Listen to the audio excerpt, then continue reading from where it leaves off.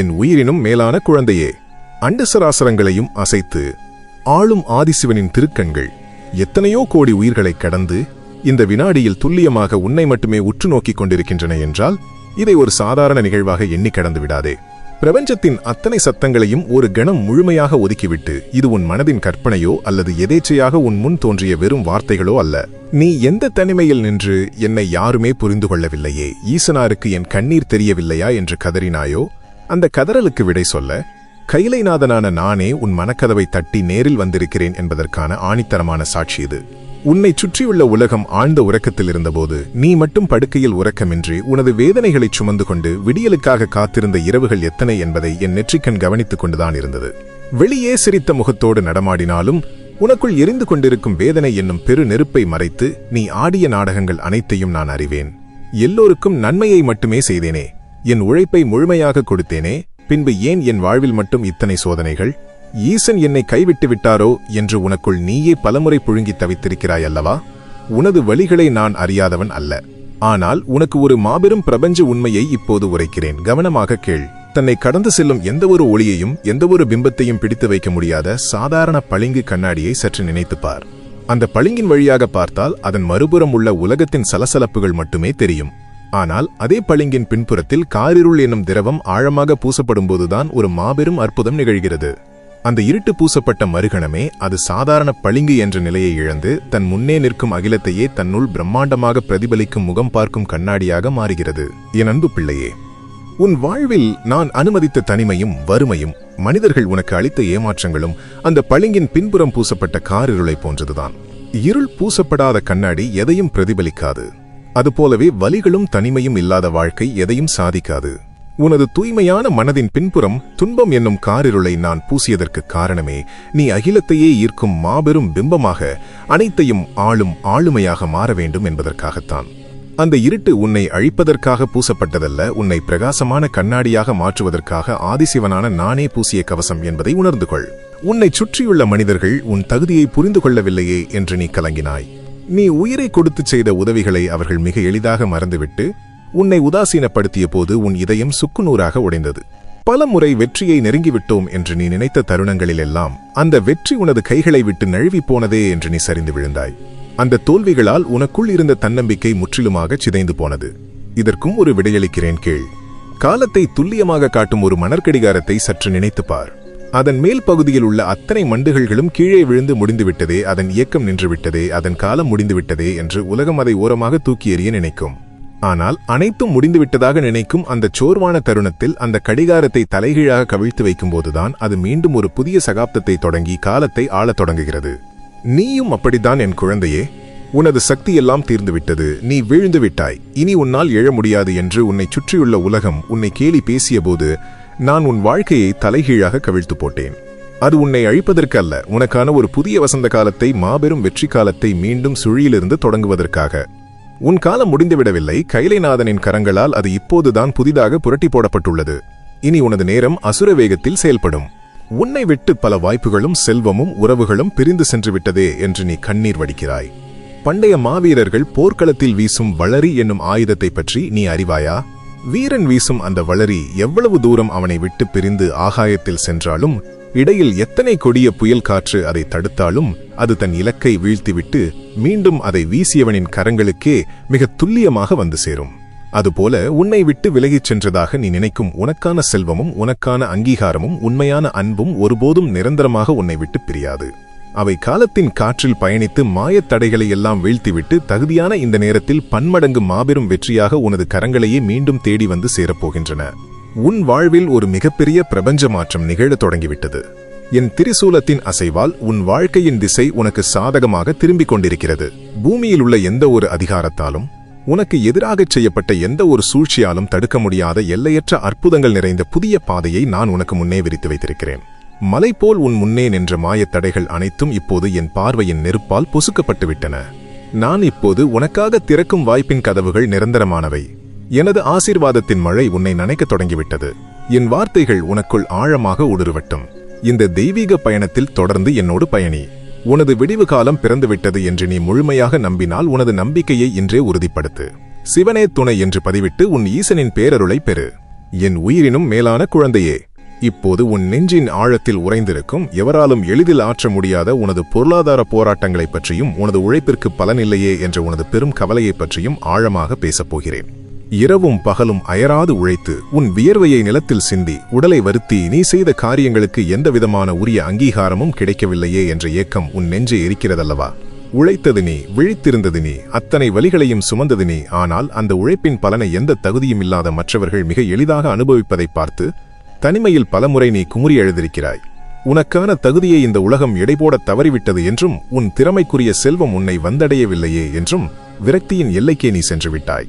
ஆனால் உன் கவலைகளுக்கான மாபெரும் விடையை ஈசனான நான் இப்போது கூறுகிறேன், முழுமையாக உள்வாங்கு. தங்கத்தை உருவாக்கும் பொற்கொல்லனின் பட்டறையை சற்று உன் மனக்கண்ணில் நினைத்துப்பார். மாபெரும் வெப்பத்தில் அந்த அரிய தங்கத்தை உருக்குவதற்கு மூசை என்னும் ஒரு சிறிய அகல் போன்ற கிண்ணத்தை பயன்படுத்துவார்கள். அத்தனை கொடூரமான தகிக்கும் நெருப்பையும் அந்த சிறிய மூசை தன் உடல் முழுவதும் தாங்கிக் கொள்ளும். ஆனால் உள்ளே இருக்கும் தங்கம் எந்த சேதாரமுமின்றி தன் மாசுகளை எல்லாம் இழந்து தகதகவென ஒளிரும். உலகமே அந்த தங்கத்தின் பிரகாசத்தை பார்த்து போற்றுமே தவிர அந்த தங்கம் ஒளிர காரணமாக இருந்த அத்தனை நெருப்பையும் எந்த புகாருமின்றி தன் நெஞ்சில் தாங்கிய அந்த மூசையை யாரும் மதிக்க மாட்டார்கள். என் அன்பு பிள்ளையே, இத்தனை காலம் நீ அந்த மூசையைப் போலத்தான் உன்னை சுற்றியுள்ளவர்களுக்காக அத்தனை நெருப்பையும் பொருளாதார கஷ்டங்களையும் மன அழுத்தங்களையும் தாங்கிக் கொண்டாய். நீ சிந்திய வியர்வையில் உருவான தங்கத்தை மற்றவர்கள் அணிந்து அழகு பார்த்தார்கள். உன்னை திறமையற்றவன் என்று ஏளனமும் செய்தார்கள். உன் தியாகம் இந்த உலகிற்கு தெரியாமல் போகலாம், ஆனால் கைலைநாதனின் நெற்றிக் கண்ணிலிருந்து அது தப்பவில்லை. கொதிக்கும் நெருப்பை தாங்கிய உன்னை இனி ஒட்டுமொத்த அகிலமும் தலைவணங்கும் மாபெரும் தங்கமாக ஆளுமையாக நான் உருமாற்றப் போகிறேன். உனது உழைப்பின் பலனை இனி எவனாலும் திருடிச் செல்ல முடியாது. உனது பொருளாதார தடைகளை நான் இப்போது அடியோடு தகர்க்கப் போகிறேன்.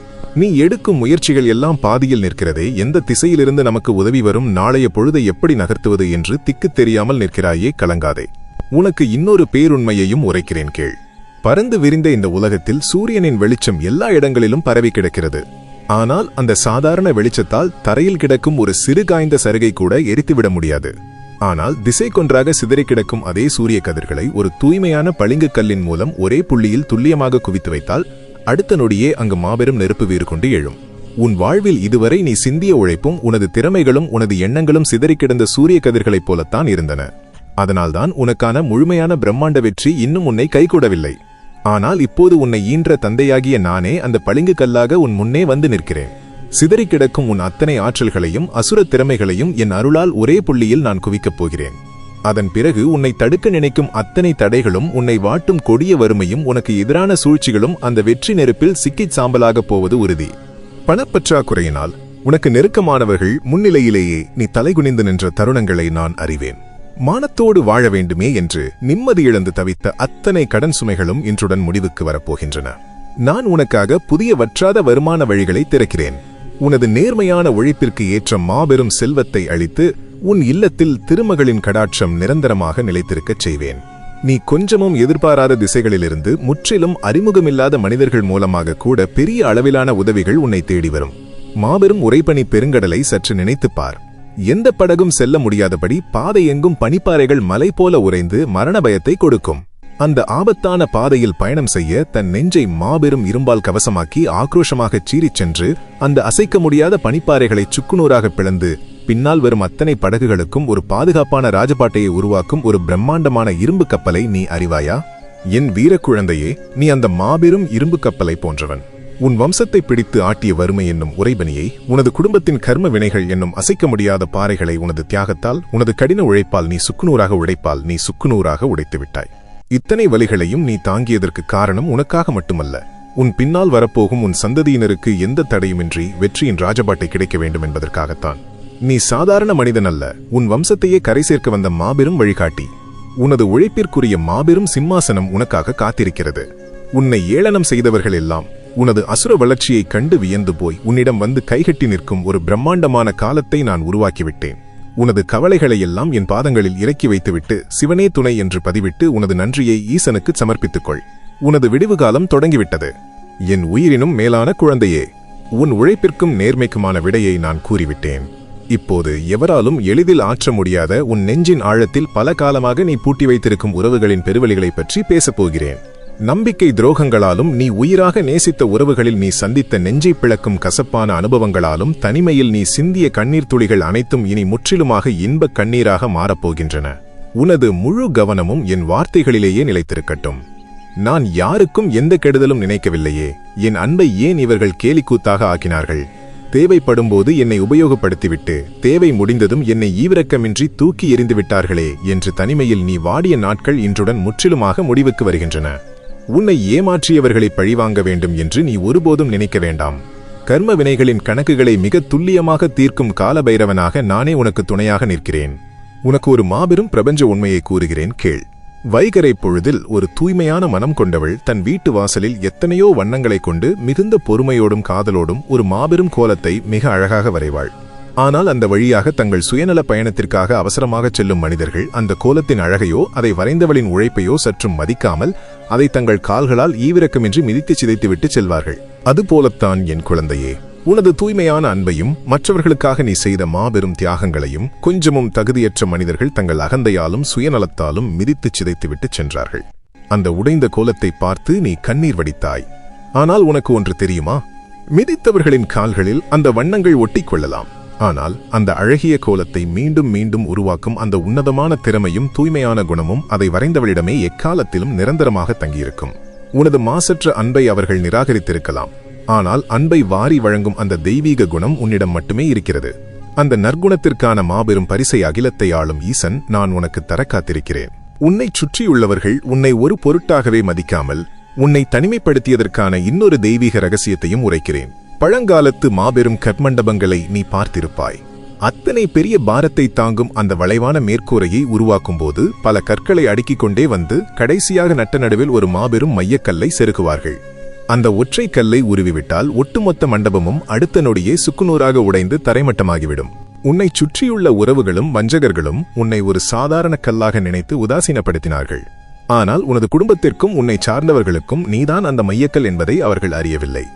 நீ செய்த சத்தமில்லாத தியாகங்களால் தான் அவர்கள் வாழ்க்கை நிலைத்து நின்றது.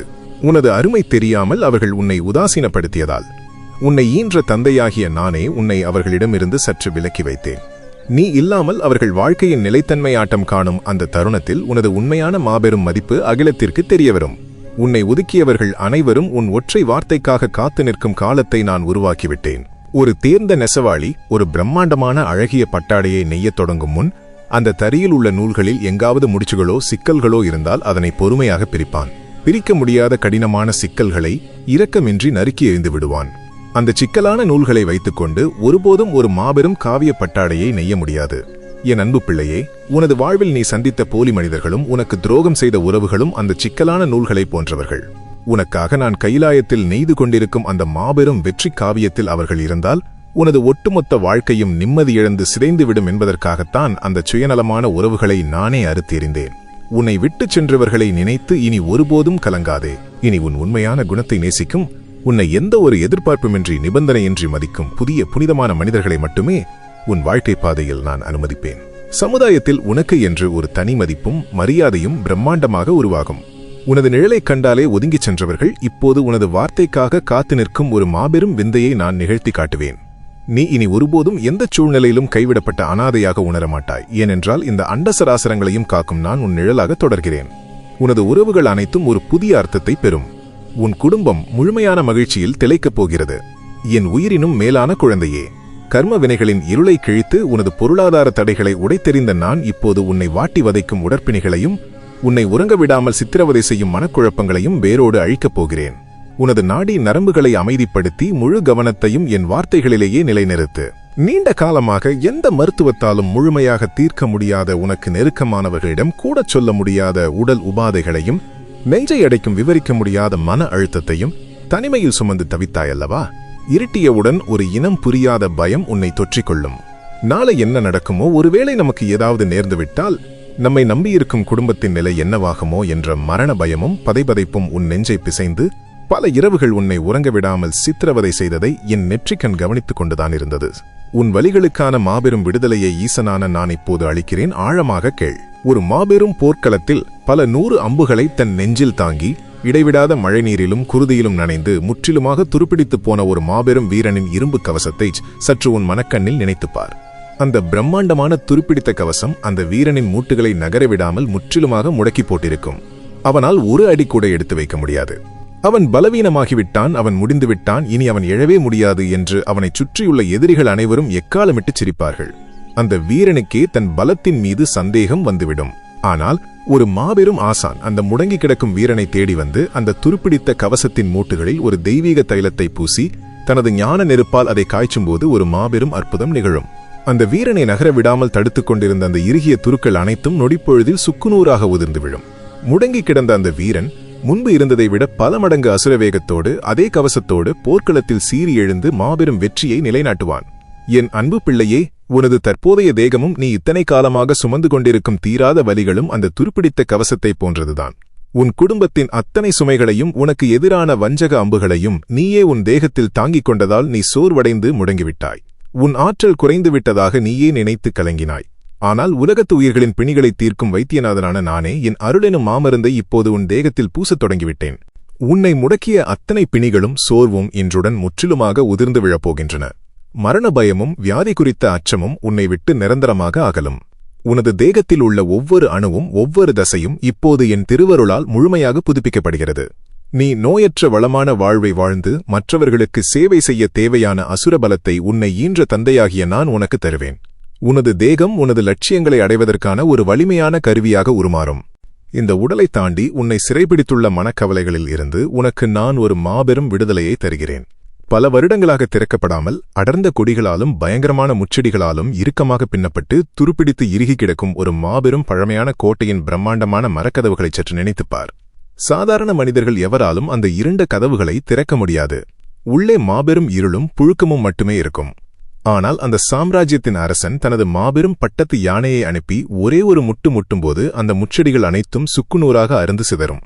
அந்த பிரம்மாண்டமான கதவுகள் எந்த தடையுமின்றி தானாக அகலத் திறந்து கொள்ளும். அதன்பின் அந்த இருண்ட கோட்டைக்குள் மாபெரும் சூரிய ஒளியும் குளிர்ந்த காற்றும் தடையின்றி ஊடுருவி அந்த இடத்தையே உயிரோட்டமாக மாற்றிவிடும். என் வீர குழந்தையே, உனது மனதும் இத்தனை காலமாக அந்த மூடிய கோட்டை கதவுகளைப் போலத்தான் தேவையற்ற பயங்களாலும் கடந்த கால கசப்புகளாலும் எதிர்காலம் குறித்த பதைபதைப்பு என்னும் முச்செடிகளாலும் இறுக்கமாக பின்னப்பட்டு காரிருளில் கிடந்தது. அதனால்தான் உன்னால் எந்த ஒரு முடிவையும் தெளிவாக எடுக்க முடியாமல் ஒருவிதமான மூச்சு முட்டும் உணர்வோடு தவித்தாய். ஆனால் இப்போது அகிலத்தை ஆளும் ஆதிசிவன் ஆகிய எனது அருளானை பிறந்துவிட்டது. கைலைநாதனான எனது ஒற்றை பார்வையால் உன் மனதை இறுக்கி கட்டியிருந்த அந்த மாயை கொடிகள் அனைத்தும் வேரோடு அறுக்கப்பட்டுவிட்டன. உன் மனக்கதவுகள் இப்போது முழுமையாக திறக்கப்பட்டு கைலாயத்தின் மாபெரும் ஞான ஒளியும் பேரமைதியும் உனக்குள் பிரவாகமாக பாய்ந்து கொண்டிருக்கிறது. நீ இனி எதற்கும் யாருக்கும் அஞ்சாத ஒரு துணிச்சலோடு வீரபத்திரனைப் போல உருவெடுப்பாய். உனது கடந்த கால தவறுகள், பாவங்கள் மற்றும் குற்ற உணர்ச்சிகளில் இருந்து நான் உன்னை முற்றிலுமாக விடுவிக்கிறேன். உன்னுடைய எண்ணங்கள் முழுவதும் சிவசிந்தனையோடு மாறும். நீ எதைச் செய்தாலும் அதில் ஒரு மாபெரும் நிதானமும் மலைக்காத நம்பிக்கையும் காணப்படும். எவ்வளவு கடினமான சூழல்களையும் நீ என் அருளால் மிக எளிதாக ஒரு புன்னகையோடு கையாள்வாய். உனது மனவலிமை மற்றவர்களை வியக்க வைக்கும். உனது உறக்கம் இனிமையானதாக ஒரு ஆழ்ந்த தியான நிலையைப் போல மாறும். இரவு நேரங்களில் உன்னை வாட்டிய தேவையற்ற பயம் என் திருநீற்றின் மகிமையால் உன்னை விட்டு நிரந்தரமாக அகலும். உன்னுடைய முகம் கைலைநாதனின் தேஜஸைக் கொண்டு ஒரு புதிய பொலிவுடன் பிரகாசமாக காணப்படும். இந்த உலகம் தரும் 1000 குழப்பங்களுக்கும் சத்தங்களுக்கும் நடுவிலும் நீ கைலாயத்தின் தெய்வீக பேரமைதியை உன் உள்ளத்தில் ஆழமாக உணர்வாய். உனது ஆன்மா ஒரு தெய்வீக ஓய்வை அடைந்துவிட்டது. என் வார்த்தைகளை தொடர்ந்து உள்வாங்க. உனக்கான கைலாயத்தின் கதவுகள் இப்போது முழுமையாக திறக்கப்பட்டுவிட்டன. வைத்தியநாதனான ஈசனின் ஆசிர்வாதத்தால் உனது பிணிகள் அகன்றுவிட்டன என்றும் உன் மனம் கைலாயத்தின் பேரமைதியை பெற்றுவிட்டது என்றும் நீ ஆழமாக நம்பினால் உனது நெஞ்சில் கையை வைத்து சிவனே துணை என்று பதிவிட்டு உன் ஈசனின் பேரருளை பெற்றுக்கொள். என் உயிரினும் மேலான குழந்தையே, கர்ம வினைகளின் காரிருளை அகற்றி உனது பொருளாதார தடைகளை உடைத்தெறிந்து உனது உடலையும் மனதையும் தூய்மைப்படுத்திய நான் இப்போது உனது ஆன்மாவின் ஆழத்தில் உறங்கிக் கொண்டிருக்கும் மாபெரும் சக்தியை தட்டி எழுப்பப் போகிறேன். அத்தோடு உனது குடும்பத்தையும் உன்னை நம்பி வரப்போகும் உனது சந்ததியினரையும் நான் எவ்வாறு ஒரு மாபெரும் கவசமாக நின்று காக்கப் போகிறேன் என்பதையும் உரைக்கப் போகிறேன். உனது நாடி நரம்புகளை அமைதிப்படுத்தி ஆதிசிவனின் இந்த திருவாக்கினை முழுமையாக உள்வாங்கு. உலகத்தின் பார்வையில் நீ ஒதுக்கப்பட்டு விட்டாய், எந்த ஆதரவும் இன்றி தனிமையில் விடப்பட்டு விட்டாய் என்று உன்னைச் சுற்றியுள்ளவர்கள் கேலி பேசியிருக்கலாம். நீயும் கூட எல்லோரும் நண்பர்களோடும் சுற்றத்தாரோடும் மகிழ்ச்சியாக இருக்கிறார்களே, எனக்கு மட்டும் ஏன் இந்த தனிமையான இருண்ட வாழ்க்கை என்று பல இரவுகள் கண்ணீர் வடித்திருப்பாய். உனது அந்த தனிமைக்கான மாபெரும் தெய்வீக ரகசியத்தை இப்போது உடைக்கிறேன் கேள். ஒரு மாபெரும் பழமையான சிவாலயத்தின் அமைப்பை சற்று உன் மனக்கண்ணில் நினைத்துப்பார். அந்த ஆலயத்தின் வெளிப்பிரகாரம் எப்போதுமே பெரும் வெளிச்சத்தோடும் ஆயிரக்கணக்கான மனிதர்களின் கூட்டத்தோடும் பெருஞ்சத்தத்தோடும் பலவிதமான கேளிக்கைகளோடும் காணப்படும். அங்கே அமைதி இருக்காது. ஆனால் அந்த ஆலயத்தின் மையப்பகுதியான எம்பெருமான் வீற்றிருக்கும் கர்ப்பகிருகம் என்னும் கருவறையை நெருங்க நெருங்க சத்தங்கள் குறையும், கூட்டத்தின் இரைச்சல் அடங்கும். அந்த புனிதமான கருவறைக்குள் மாபெரும் இருளும் எவராலும் விவரிக்க முடியாத ஒரு தெய்வீக பேரமைதியும் மட்டுமே நிலவும். அந்த அமைதியான இருளுக்குள்தான் அகிலத்தையே ஆளும் சிவசக்தி ஒற்றைச் சுடராக பிரகாசித்துக் கொண்டிருக்கும். என் அன்பு பிள்ளையே, உனது வாழ்க்கையும் அந்த சிவாலயத்தை போன்றதுதான். உன்னை விட்டு விலகிச் சென்றவர்களும் உன்னை உதாசீனப்படுத்தியவர்களும் அந்த வெளிப்பிரகாரத்தின் இரைச்சலில் உலக மாயைகளில் சிக்கித் தவிப்பவர்கள். ஆனால் உன்னை ஈன்ற தந்தையாகிய நானோ உனது தூய்மையான உள்ளத்தைக் கண்டு உன்னை அந்த இரைச்சலான வெளிப்பிரகாரத்திலிருந்து விலக்கி என் திருக்கரம் பிடித்து மிகவும் அமைதியான எனது கருவறைக்குள் உன்னை அழைத்து வந்துவிட்டேன். உனக்கு கிடைத்த தனிமை என்பது நீ உலகத்தால் ஒதுக்கப்பட்டதற்கான அடையாளம் அல்ல. அது கைலைநாதனான ஈசன் உன்னை தனது மாபெரும் கருவறைக்குள் தன் நெஞ்சத்திற்கு மிக நெருக்கமாக அரவணைத்துக் கொண்டான் என்பதற்கான மாபெரும் அடையாளம். இந்த தெய்வீக தனிமையில் உனக்குள் ஒரு மாபெரும் ஞான ஒளி பிறக்கப் போகிறது. இத்தனை காலம் நீ அனுபவித்த கஷ்டங்கள் எதற்காக என்பதை உணர்த்த மற்றொரு பிரபஞ்ச உண்மையையும் கூறுகிறேன். உலகத்தை வாழ்விக்கும் மாபெரும் யாகங்களை வளர்க்க முனிவர்கள் அரணி என்னும் ஒரு பிரத்யேகமான மரக்கட்டையை பயன்படுத்துவார்கள். அந்த மரக்கட்டை பார்ப்பதற்கு மிகவும் சாதாரணமாக உயிரற்றதாக தெரியும். அந்த யாகத்தீயை அவர்கள் வெளியிலிருந்து கொண்டு வருவதில்லை. 2 அரணிக்கட்டைகளை ஒன்றோடு ஒன்று வைத்து ஈவிரக்கமின்றி மிக கடுமையாக உரசச் செய்வார்கள். அந்த மாபெரும் அழுத்தமும் கடுமையான உராய்வும் ஏற்படும்போதுதான் அந்த கட்டைக்குள் ஆழமாக உறங்கிக் கொண்டிருந்த மாபெரும் தெய்வீக நெருப்பு வீறுகொண்டு வெளியே பாய்ந்து யாகத்தை வளர்க்கும். உன்னைச் சுற்றியுள்ள உலகம் உன்னை ஒரு சாதாரண மரக்கட்டையாக நினைத்தது. ஆனால் உன் ஆன்மாவிற்குள் அகிலத்தையே ஆளும் சிவபக்தி என்னும் மாபெரும் நெருப்பு உறங்கிக் கொண்டிருப்பதை நான் அறிவேன்.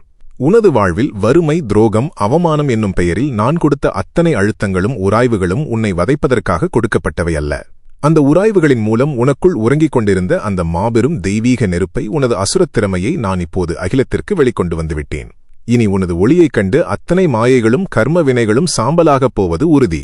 அடுத்து உனது குடும்பத்தையும் உனது வருங்காலச் சந்ததியினரையும் உனது வளர்ச்சியையும் நான் எவ்வாறு பிரம்மாண்டமாக உயர்த்தப் போகிறேன் என்பதற்கு ஈசனின் கரங்களில் தவழும் உடுக்கையை, டமருகத்தை உற்று நோக்கு. அந்த உடுக்கையின் வடிவம் எப்படிப்பட்டது தெரியுமா? அதன் 2 புறங்களும் மிக அகலமாக விரிந்திருக்கும். ஆனால் அதன் மையப்பகுதி இருபுறத்திலிருந்தும் அழுத்தப்பட்டு சுருக்கப்பட்டு மிக குறுகலான முனையாக கயிற்றால் இறுக்கி கட்டப்பட்டிருக்கும். ஆனால் அந்த மிக குறுகலான நெருக்கடி நிறைந்த அந்த மையப்பகுதியில் ஈசனின் விரல்கள் படும்போதுதான் பிரபஞ்சத்தையே ஆளும் அந்த மாபெரும் ஓங்காரநாதம் அந்த உடுக்கையிலிருந்து பிறந்து அகிலம் முழுவதும் எல்லையற்று விரிவடைந்து செல்கிறது. என் வீரக் குழந்தையே, உனது வாழ்க்கையின் கடந்த காலமும் எதிர்காலமும் அந்த உடுக்கையின் விரிந்த 2 புறங்களைப் போன்றது. நீ இப்போது சந்தித்துக் கொண்டிருக்கும் இந்த வறுமை, தனிமை, அவமானம், நெருக்கடி அனைத்தும் அந்த உடுக்கையின் மையப்பகுதியில் உள்ள குறுகலான இறுக்கப்பட்ட நிலையைப் போன்றது. உன்னைச் சுற்றியுள்ள அழுத்தங்களால் நீ முழுமையாக நசுக்கப்பட்டு விட்டதாக நீ நினைக்கிறாய். ஆனால் உனது வாழ்வின் அந்த நெருக்கடியான மையப்பகுதியை கைலைநாதனான நானே இப்போது என் திருக்கரங்களால் மீட்டத் தொடங்கிவிட்டேன். இந்த வறுமையான நெருக்கடியான புள்ளியிலிருந்துதான் உனது குடும்பத்தின் மாபெரும் வெற்றிநாதம் பிரபஞ்சமெங்கும் ஒலிக்கப் போகிறது. பல ஜென்மங்களாக உனது வம்சத்தை பிடித்து ஆட்டிய சாபங்கள், பித்ருதோஷங்கள், உன்னை தடுத்த கர்ம வினைகள் அத்தனையும் இன்று உனது தூய்மையான பக்தியாலும் நீ சிந்திய கண்ணீராலும் முழுமையாகச் சுட்டெரிக்கப்பட்டுவிட்டன. இனி உனது சந்ததியினருக்கு எந்த இருளும் கிடையாது. உனது உழைப்பும் நீ யாருக்கும் தெரியாமல் செய்த தியாகங்களும் உன் பிள்ளைகளை காலம் காலமாக பாதுகாக்கும் அசைக்க முடியாத இரும்பு கவசமாக மாறிவிட்டன. அவர்கள் தொட்டதெல்லாம் இனி துலங்கும். உன் வம்சம் அகிலமே வியக்கும்படி தழைத்தோங்கும். ஈசனாகிய என் ஆசீர்வாதம் உனது பரம்பரை முழுவதையும் ஒரு மாபெரும் குடையாக நின்று காக்கும்.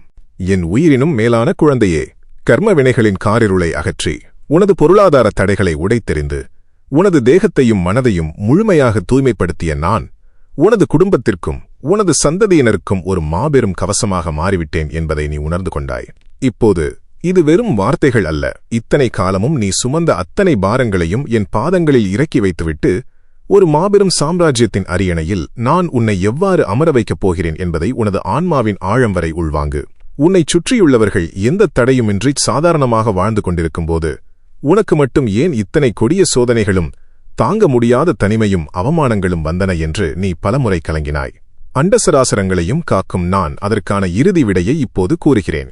பிரம்மாண்டமாக பறந்து விரிந்து கிடக்கும் ஒரு மாபெரும் மலைத்தொடரை சற்று உன் மனக்கண்ணில் நினைத்துப்பார். அந்த மலைத்தொடரிலேயே எந்தச் சிகரம் மிகவும் உயர்ந்து மேகங்களைத் தொட்டு வானளவிய கம்பீரத்தோடு நிற்கிறதோ அந்த மாபெரும் சிகரம்தான் இரவில் வீசும் கொடூரமான பனிப்புயலையும் நெஞ்சை உறைய வைக்கும் குளிரையும் எவராலும் நெருங்க முடியாத பயங்கரமான தனிமையையும் தன்னுடம்பில் முதலில் தாங்க வேண்டும். பாதுகாப்பான பள்ளத்தாக்கில் சிறு சிறு குன்றுகளாக இருப்பவர்களுக்கு அந்த வலியும் தெரியாது, அந்த புயலின் சீற்றமும் புரியாது. ஆனால் என் அன்பு பிள்ளையே, அதே சிகரத்திற்கு ஒரு மாபெரும் பாக்கியம் உண்டு. விடியற்காலையில் கதிரவன் உதிக்கும்போது இந்த உலகிலேயே முதலாவதாக விழும் அந்த தங்க ஒளியை கிரீடமாகச் சூடும் மாபெரும் தகுதி அந்த உயர்ந்த சிகரத்திற்கு மட்டுமே கிடைக்கும். அந்தச் சிகரம் பிரகாசித்த பல மணி நேரங்களுக்குப் பிறகுதான் பள்ளத்தாக்கில் இருப்பவர்களுக்கு அந்த வெளிச்சம் கிடைக்கும். நீ சந்தித்த அந்த வறுமையும் துரோகங்களும் ஏமாற்றங்களும் அந்த பனிப்புயலை போன்றதுதான். நீ பள்ளத்தாக்கில் கிடக்கும் சாதாரண மனிதன் அல்ல, அகிலமே அண்ணாந்து பார்க்கப் போகும் மாபெரும் வெற்றி சிகரம் நீ. அதனால்தான் சாதாரண மனிதர்களுக்கு வராத அத்தனை புயல்களும் உன்னை தாக்கின. நீ அத்தனை வலிகளையும் தாங்கி இரும்பாக மாறிவிட்டாய். இதோ கைலாயத்தின் பேரொளி உதிக்கப் போகிறது. உன்னை ஏளனம் செய்தவர்களெல்லாம் இன்னும் இருளில்தான் இருக்கிறார்கள். ஆனால் உனது சிரசில் மாபெரும் வெற்றியின் தங்க கிரீடத்தை ஈசனாகிய நானே சூட்டப் போகிறேன். நீ தொடப்போகும் உயரத்தை இந்த உலகத்தால் நினைத்துக்கூட பார்க்க முடியாது. உனது திறமைகளை யாரும் மதிக்கவில்லையே, நீ எடுத்த அத்தனை முயற்சிகளும் யாருக்கும் தெரியாமல் இருட்டடிக்கப்பட்டு விட்டதே என்று நீ சிந்திய கண்ணீருக்கும் ஒரு மாபெரும் விடையை உரைக்கிறேன். மாபெரும் சாம்ராஜ்யத்தை ஆளும் பேரரசனின் இடுப்பில் இருக்கும் விலைமதிப்பற்ற எஃப்கினால் செய்யப்பட்ட ஒரு கூர்மையான போர்வாளை சற்று நினைத்துப்பார். அந்த வாள் பெரும்பாலான நேரங்களில் எவ்வித வெளிச்சமும் இல்லாத ஒரு இருண்ட உரைக்குள்ளேயே அடங்கி அமைதியாக கிடக்கும். அதை பார்த்து வெளியில் இருக்கும் சாதாரண கத்திகள் எல்லாம் கேலி செய்யலாம். ஆனால் அந்த போர்வாள் வெளியே வராதவரைதான் அந்த அமைதி. அந்த சக்கரவர்த்தியின் கரங்கள் தன் இடுப்பில் இருக்கும் அந்த வாளை உருவி வெளியே எடுக்கும் மறுகணமே ஒட்டுமொத்த போர்க்களமும் நடுநடுங்கி வீழும். அந்த வாள் காற்றில் சுழலும்போது மற்ற சத்தங்களெல்லாம் அடங்கி வெற்றி முரசு மட்டுமே அங்கு ஒலிக்கும். உனது அசுரத் திறமைகளும் உனது ஆளுமையும் இத்தனை காலம் இருட்டடிக்கப்பட்டதற்கு காரணம் உனக்கு தகுதியில்லை என்பதற்காக அல்ல. நீ அகிலத்தை ஆளும் ஆதிசிவன் ஆகிய எனது இடுப்பில் இருக்கும் மாபெரும் போர்வாள். தகுதியான ஒரு சரியான தருணத்திற்காக உன்னை அந்த இருண்ட கவசத்திற்குள் நானேதான் பத்திரமாக அமைதியாக வைத்திருக்கிறேன். ஆனால் என் வீரக்குழந்தையே, உன்னை மூடி வைத்திருக்கும் காலம் முற்றிலுமாக முடிந்துவிட்டது. ஈசனின் திருக்கரங்கள் உன்னை இப்போது வெளியே எடுத்துவிட்டன. இனி நீ தொட்டதெல்லாம் மாபெரும் வெற்றியாக துலங்கும். உனது திறமைகள் அகிலம் முழுவதும் எந்த தடையுமின்றி மின்னல் வேகத்தில் பரவி பிரகாசிக்கும். உனது வெற்றியின் கர்ஜனையைக் கேட்டு உன்னை தடுத்த அத்தனை மாயைகளும் எதிரிகளின் சூழ்ச்சிகளும் சிதறி ஓடும். நீ இனி ஒருபோதும் கவலைப்பட வேண்டாம். நீ சிந்திய ஒவ்வொரு துளி வியர்வைக்கும் பல மடங்கு செல்வமாக நான் உனக்கு திருப்பிக் கொடுக்கப் போகிறேன். உனது உடல் பிணிகளை நீக்கி எதற்கும் அஞ்சாத அசுர பலத்தை தந்துவிட்டேன். உனது குடும்பத்தில் நிலவிய அத்தனை குழப்பங்களையும் வேரோடு அழித்து ஒரு தெய்வீக பேரமைதியை நிலைநாட்டிவிட்டேன். இனி நீ சாதாரண மனிதன் அல்ல, இருளில் தவிக்கும் எத்தனையோ பேருக்கு வழிகாட்டப் போகும் ஒரு மாபெரும் தலைவன். வறுமையில் வாடுபவர்களுக்கு நீயே அடைக்கலம் தரப்போகிறாய். எம்பெருமான் ஈசன் உனக்கு உற்ற துணையாக உன் நிழலாக எக்காலத்திலும் வருவேன். உனது கவலைகள் அனைத்தையும் நான் எடுத்துக்கொண்டேன். நீ இனி நிம்மதியாக இரு. என் அன்பு பிள்ளைகளே, இருளை கிழித்து உங்கள் வாழ்வில் ஈசன் மாபெரும் நல்மாற்றங்களை உருவாக்குவார் என்று நீங்கள் முழுமையாக நம்பினால் உங்களது அந்த நம்பிக்கையை இன்றே இப்போதே உறுதிப்படுத்திக் கொள்ளுங்கள். சிவனே துணை என்று உங்களது ஆத்மார்த்தமான வார்த்தைகளை பதிவு செய்து ஈசனின் பேரருளை முழுமையாக பெற்றுக்கொள்ளுங்கள். ஆதிசிவனின் எல்லையற்ற கருணையோடும் உங்களை எக்காலத்திலும் பாதுகாத்து வழிநடத்தும் இத்தகைய தெய்வீக திருவாக்குகளோடும் அனுதினமும் தொடர்ந்து இணைந்திருக்க நமது சிவனே துணை காணொளி குடும்பத்தில் இப்போதே உங்களை இணைத்துக் கொள்ளுங்கள். எம்பெருமான் ஈசனின் பேரருளும் கைலாயத்தின் மாபெரும் ஆசீர்வாதமும் எக்காலத்திலும் உங்களோடு நிலைத்திருக்கும். ஓம் நம சிவாய.